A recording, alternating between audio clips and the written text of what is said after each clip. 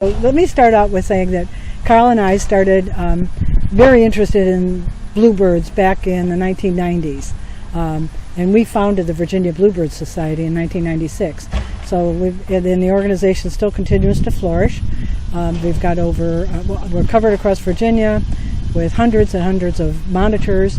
And these are the people that check the bluebird nest boxes. So we erect nest boxes and then we monitor them to make sure that the chicks are safe. So we're not going to build something and then walk away, because if you do that, you'll probably get house sparrows to take over them, and they'll kill the bluebirds, and that'll be not so good. So right here in Fredericksburg, I'm the county coordinator of Fredericksburg and Stafford, and I have about 170 nest boxes scattered all around in parks, mostly parks. We're here in the middle of this city cemetery, which is right across the street from my house. So it's kind of cool. And we put 5 nest boxes here, and it's very productive for the bluebirds. It's perfect kind of territory for them. They like low grass so they can see their prey, grasshoppers and insects and other flying bugs, and they jump down and they get them. So there's the female bluebird right here flying to the box. She wants to come in and she wants to go and brood her nest. So we're going to come and look at the eggs real quick and let her come on in and do that. So she took a break. She lays these eggs one a day over 5 days. She's got 5 eggs. Sometimes they only have 4 eggs. So I'm opening this up, and I know she's not in here, so I'm not worried about that. And then you see it's a very organized grass nest that bluebirds do. And then you can see in the nest that when we use a mirror to kind of show that up, and there's 4 little baby bluebird eggs. So she's laid 1 egg a day for 4 days, and then she'll brood them for 12 days, and then they'll hatch. And then after they hatch, it takes about 18 days for the chicks to mature and then leave the nest. And we call that fledging.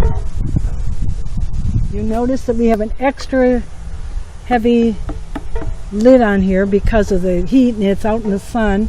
It gets a little afternoon shade right here, but mostly it's out in the sun, so this helps the top stay cooler, just like your roof keeps your house cooler, and that wants to ensure the chicks don't get too hot. So we're going to back away because she wants to come back in. So she's going to sit on those eggs for, like I said, for 12 days, but not just sit on them. She's got a brood patch that reaches 107 degrees, and that heat helps the eggs hatch.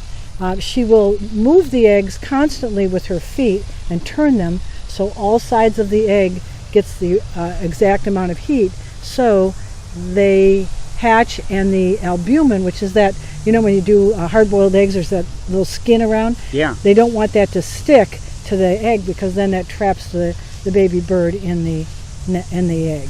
So that'll happen, and she doesn't peck them out. They have an egg beak that they peck their way out of the egg. They have to do that. And then they'll start feeding them instantly, and they'll feed them constantly every 10 or 15 minutes a day. The male and the female will feed the chicks, and then they will grow exponentially very quickly over those 18 days, and then fly and leave the box and never come back. This isn't like they don't live in there. Now in the winter they will gather as a flock. So she's already had 5 babies earlier in the season, so now she's going to have 9 chicks all together, and she and the chicks will all stay together, and the male, through the winter, and they'll use that box as a roost box to stay warm in the really cold winters. They don't migrate. They stay here in Virginia, and that's why we want to plant native plants, because if we plant native plants, then they have something to eat.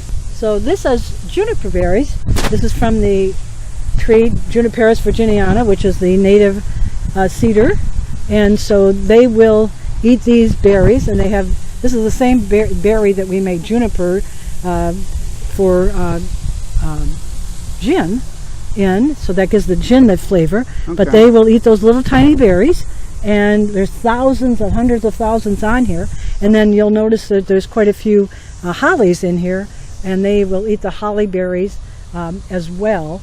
And my house across the street, I've got tons and tons of native plants. They'll come over there, and they will also use my bird bath for water and bathing throughout the winter. It's so interesting because it's not enough just to have the box. You got to have a way to feed them too.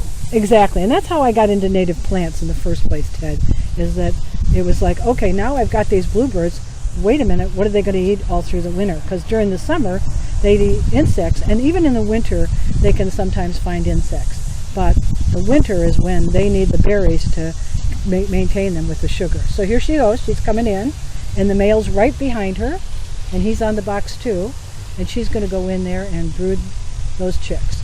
Those eggs, sorry. They're not chicks yet. Not interesting though.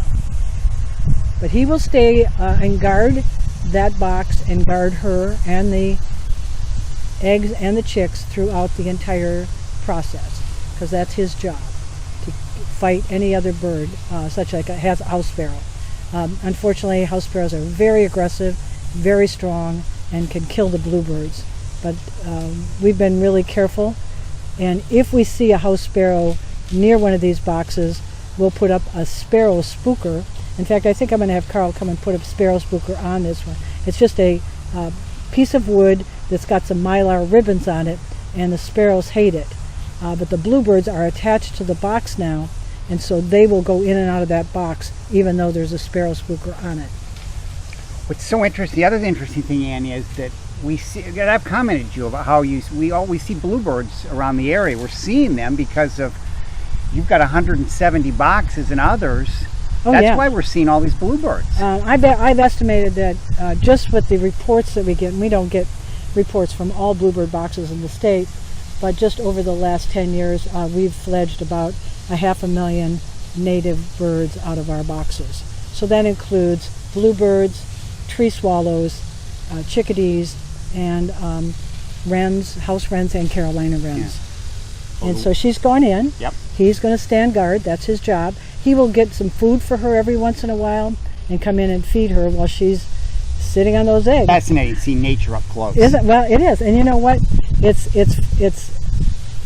This is the thing that I love about this, is it brings me out. It brings me to slow down, because I've got a little bit too much energy most of the time. Yeah. And it just gets me to appreciate what life is like outside of my little bubble.